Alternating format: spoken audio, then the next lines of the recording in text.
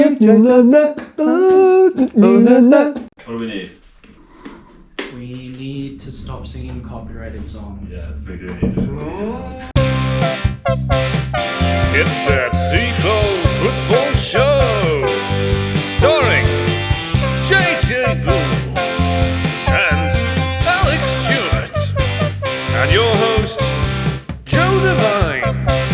The Tifo Football Show. Hello and welcome to the Tifo Football Show, the show in which we answer the questions that you, the audience, have asked us. Now, there's lots to get through today, so with Alex and JJ, here we go. Question number one comes from Sean Collins. Sean Collins asks, what does Granit Xhaka actually do? I always see him there on the pitch in various positions, but what is it that he's contributing? Now, of course, we could ask Alex and we could ask JJ, but we thought we'd ask someone who sees Granit Xhaka on the pitch in various positions virtually every week. That's the Athletic's Arsenal correspondent. It's James McNicholas. Answer the question, James. Hello guys, we're here and we're going to answer the big question, what does Granit Xhaka actually do? Now whatever it is, it's clearly very important to Arsenal managers. They keep picking him, right? Unai Emery, Arsene Wenger, Mikel Arteta, it's always the same. He's a mainstay of the team. And actually one of the reasons behind that is his availability. He's incredibly physically durable. This guy, in its years he's had at Arsenal, has had one major injury, and that's it. He's always fit, always available, always trains. Everybody says goes maximum in training, gives his absolute all. And to be fair, his stamina on the pitch is really good too. So there's a physical component to this. Although he's regarded as someone who's not very athletic, sure, he's maybe not the most agile, but in terms of durability, stamina, strength, in every Arsenal test that they run at the training ground, he's right up there. But of course, there's a big tactical component here as well. And historically, we've really seen Xhaka playing in a double pivot, like he is here and like he did for much of the first half of this season, next to Thomas Partey or similar. And in fact, in Mikel Arteta's teams, particularly last season, he had a really important tactical role. If you look at Arsenal last season, a lot of the time, Kieran Tierney was overlapping down the left wing and almost joining the attack. They had this 5 lanes of attack and Tierney was the wide lane on the left. Now, of course, that meant his starting position was often around the halfway line. So what did Granit Xhaka do? He dropped into this space here. And Arsenal built up in what was almost a back 3, really, with, White and Gabriel. Wouldn't have been them last season. It would have been, let's say, Holding, Luiz. But Xhaka was kind of the third centre-half, and he was so important. He was the first outball for the goalkeeper. He was the guy who helped progress the play. And to be honest, that has been a theme, really, of his time at Arsenal, his ability to progress the ball. It's really interesting, actually, when Mesut Ozil's decline at Arsenal, I think, coincided with a period of time where Granit Xhaka wasn't getting as much time on the ball, and actually his balls to find Ozil in the number 10 space were an integral part of Ozil's success. So when you think about Arsenal's attacking players now in the current team, Saka, Odegaard, Martinelli, whoever it might be, when you look back, Xhaka is often the guy who's feeding these balls in. As I say, last season, he was doing a lot of time covering in the left-back role, actually finished the season basically playing in the left-back role when Tierney was injured. What's been really interesting this season has been the evolution of his use in the side. So Arsenal have changed the shape of their midfield a bit. There's less emphasis on that kind of overlapping fullback, and instead, Thomas Partey's been playing deeper as kind of a sole pivot in the team, with Xhaka playing a much more advanced role, kind of like a number 8, if you will, a little bit like the way Manchester City's midfield is shaped up. It's really interesting because it doesn't necessarily suit his game. He's not a guy who you think of getting into the final third, having assists, scoring goals, but it has helped Arsenal strategically. It's really helped the shape. The reliance on Partey, who's been so good at kind of turning into space, playing balls from deep. And actually, I think getting Xhaka away from his own goal probably has taken away some of those defensive errors that have kind of, marred his game in recent seasons. The interesting thing, of course, is now Arsenal have lost Partey to injury and we don't know when he's going to be back.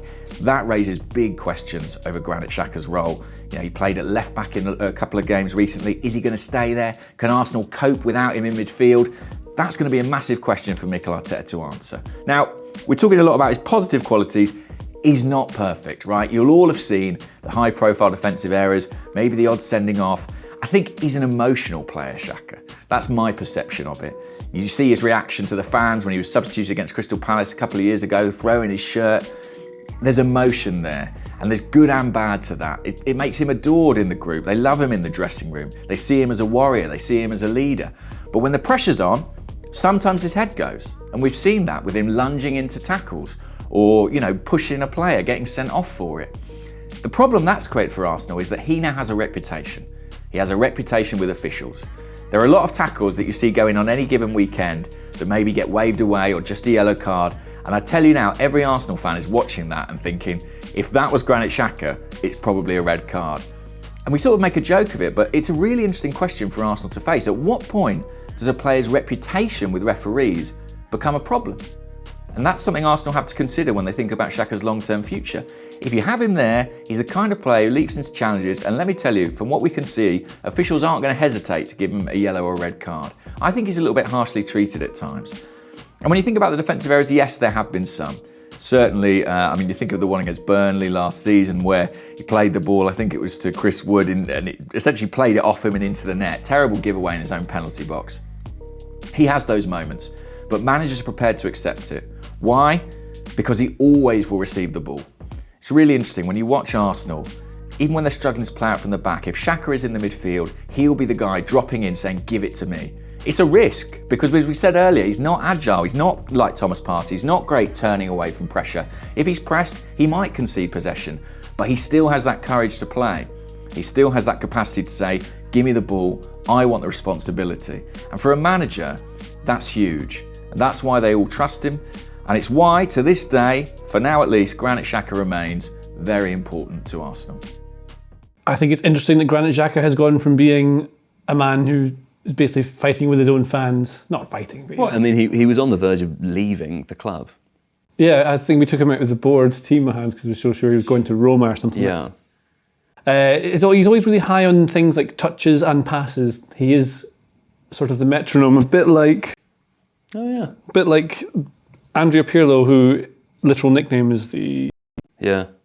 Do you know, I saw a stat the other day on Twitter, can't remember who to attribute it to, apologies, that Lacazette has now played for something like 9 hours without scoring, but nobody cares because he's so good at helping the team. It's quite nice.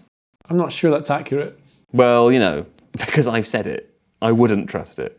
Yeah. Look it up for yourselves anyway. The Tifo Football Show. Question two comes from Nick Hamblin.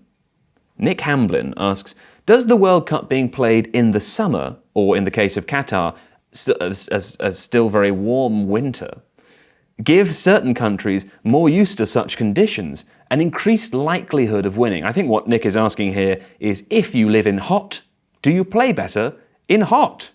Now, who shall I ask this one to? Alex, definitely. Alex! A man who very obviously does not live in hot. Harsh. He's cold. The short answer is kind of. When looking at whether certain countries benefit from the summer conditions at World Cups, there's no easy answer. The variety of winning nations and hosts makes for a jumbled picture, but it's also a good opportunity to create a spreadsheet, so that's what I did. I started with each tournament by year and noted who had won and where it was held. I then cross-referenced this with historical climate data, which I got from the World Bank's Climate Change Knowledge Portal. These data are grouped into several sets of decades, so it's not exactly precise, but gives a good indicator of maximum, mean, and minimum average temperatures since the first World Cup was held in 1930. I also noted average precipitation, because if a job's worth doing, it's worth doing in pointlessly painstaking detail. These data went into a spreadsheet, along with the winner information, so that I could compare the average temperatures and rainfall difference between the winning country and the conditions in the host nation in whichever month the final was held. The results were indicative but not statistically significant. I ran a standard deviation test, but that was too boring even for me to show on here. In short though, it's clear that temperature has some effect. 9 teams won when the host venue was on average cooler than what they would be used to in their country, while only 6 won when it was hotter. 6 tournaments were won by hosts, the last in 1998, but obviously that is more about home advantage than anything meteorological. Interestingly, 10 nations won when the host nation was rainier than what they were used to, while only 5 triumphed in less rainy conditions. Qatar should have a mean temperature of 24.66 degrees centigrade in November, falling to 19.96 in December. That's about 1 degree higher than the average of all competitions since 1974, so it's not a massive difference, and that's before stadium innovations are factored in. So, will it make a difference to any team's chances? Probably, but not as big as just being good at football. That must have taken ages. Did take quite a while, That yeah. looks so good. I can't believe you've never done anything like that before. Would you like me to send it to you? Absolutely. And if you could, tell me about the method, everything. I thought it was best work you've ever done. Best work. I don't know why it's taken you such a long time to try new things like that. Wasn't it good, JJ? Yes, lots of research too, which means it's very valuable and you can remember it always. Oh, yes. Well done. Maybe I could, take you through it over... Question number three. Yes, calm down, everyone. Now, lots of people have asked variations of this question. We've sort of amalgamated them into one. And the essential question here that many of you seem to be curious about is, does Aaron Wan-Bissaka have a future at Manchester United? And I believe we have Maram AlBaharna to answer this question for us. Is that correct, JJ? We do, and here she is. Hello, let's talk about Wan-Bissaka at United. So United signed him from Crystal Palace. Now why that context is important is because he came from a side that focused on out of possession more than in possession. Now that immediately presents a stylistic problem that I'm going to be talking about. But first, let's talk about one of two things, or one of two problems at United Wan-Bissaka has. So United is a side that focuses on possession, like we said. So that means what Wan-Bissaka does on the ball is quite important. Now no matter what the formation is, a 4-2-2, a 4-3-3, a 4-2-3-1, under Ole Gunnar Solskjaer or Ralf Rangnick, I don't know. The most important principle in play was holding width from the fullbacks. Now, what at least I think is Wan-Bissaka is a player that tends to roam into those central spaces and half spaces, underlapping more than he does overlapping. So that immediately presents a stylistic problem in terms of United because they weren't able to replicate what they had on the left in terms of chance creation than they did on the right, which meant that the opponent had a very easy trick in defending against United. They could shift their entire structure towards the left and basically close down United. Now, Wan-Bissaka has a very good quality going forward, and that's dribbling and taking on players. But that doesn't fit quite well at United because when he does manage to take over players, he's not very effective at putting in crosses, shot selection, the typical qualities that you expect going forward. So even when he does manage to be a presence, he's not really a presence. Now, you might say that not every fullback has to be valuable going forward. He can just be a very good defender, and Wan-Bissaka is a very good defender. Now, Wan-Bissaka does have very good qualities defending, especially when it comes to stealing the ball away from opposition wingers when they're trying to dribble through. But Wan-Bissaka has a flaw on this United side because the way that Crystal Palace tended to defend was different than the way that United are defending. Let me explain.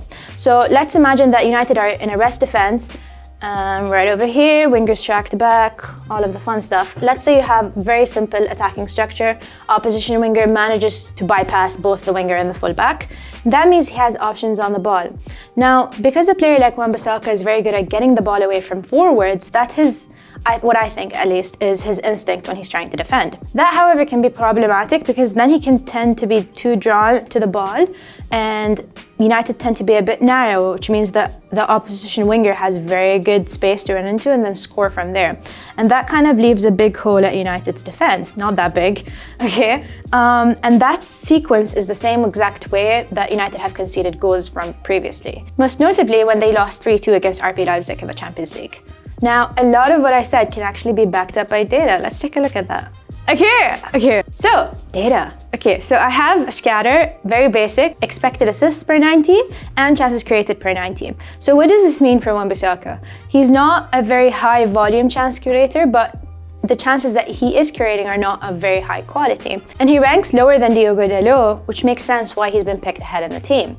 But a team like United want to compete against the best, Liverpool, Manchester City. And to do that, you compete with their players. Wan-Bissaka doesn't compare quite well against players like Trent Alexander-Arnold, Robertson, Cancelo, even Luke Shaw on the left side. And that makes sense again, the dependency on the left that we talked about, and why Wan-Bissaka is not so good going forward. If they want success in the future, Wan-Bissaka might not be the best stylistic fit for what they want going forward. So maybe not a big, bright future like we expected. If he does not improve what we talked about, final third contributions, defensive awareness, positional awareness, all of that fun stuff. So Wan-Bissaka might not be a bad player, he just might be a player in the wrong team. Alex, it's an interesting, wasn't it? He seems a little bit like, maybe as Maram said, not a bad player, perhaps in the wrong team. Yeah, I think the problem is that as a progressive passing option, he's kind of been seen now by teams as a bit of a cul-de-sac. He still is a very good one-on-one defender, but I think if you're looking to use your fullbacks in that progressive attacking way that we've seen Man City do, we've seen Liverpool do, Wan-Bissaka just isn't of that calibre. And let me say, there's nothing wrong with a cul-de-sac, because I love a road with no through cars. You know? Who doesn't? I mean, I often think about that. The other thing with Wan-Bissaka is you don't have people to be... who want to get taxis. Yeah, and Wan-Bissaka, you don't have to be an inside fullback just because it's trendy. Andy Robertson is not. Kieran Tierney is not. They're both in the outside. People who need to take a shortcut. You ever lived in a town where if I could just jump over that garden, it would save me 10 minutes of walking? Yeah, and I usually just jumped over the garden. Criminal.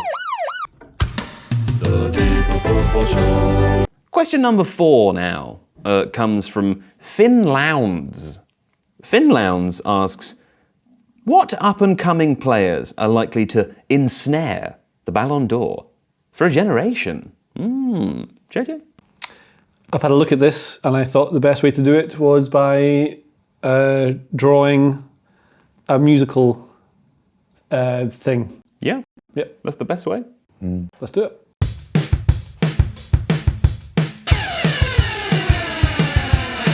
What up-and-coming players are likely to ensnare the Ballon d'Or for the generation? Who would be the golden man? Could it be Kylian Mbappe? Could it be Erling Haaland? Or Joao Felix? Or Phil Foden?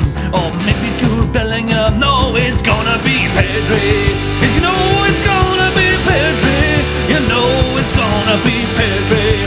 Pedri is the best player ever. He's gonna win the Ballon d'Or. What up-and-coming player gonna win the Ballon d'Or? Could it be Wesley Fofana, or Eduardo Camavinga, or Jamal Musiala, or Josko Gvardiol? Florian Wirtz is really good. There are other players too. I am going to look on FM Scout to see the potential ability, and that's how we'll decide it's still Pedri. Yeah, you know it's gonna be Pedri. It's gonna always be Pedri. He's the best player ever. I love Pedri. I love Pedri. I love Pedri. He's really good. Pedri. Pedri, Pedri, Pedri, Pedri. Pedri, Pedri, Pedri, Pedri. Pedri, Pedri, Pedri, Pedri. Pedri, Pedri. I just really like Pedri. No, yeah, I can see that from the video. That's great. That's the end of the show. If you have any questions, then drop them in the comments below and we'll be sure to get back to you or direct a fire marshal towards you if that's of any help at all. Alex Stewart, thank you. Thank you. JJ Bull, thank you very much. Thank you. And thanks to our contributors, James McNicholas and Maram AlBaharna. We'll be back next week with more.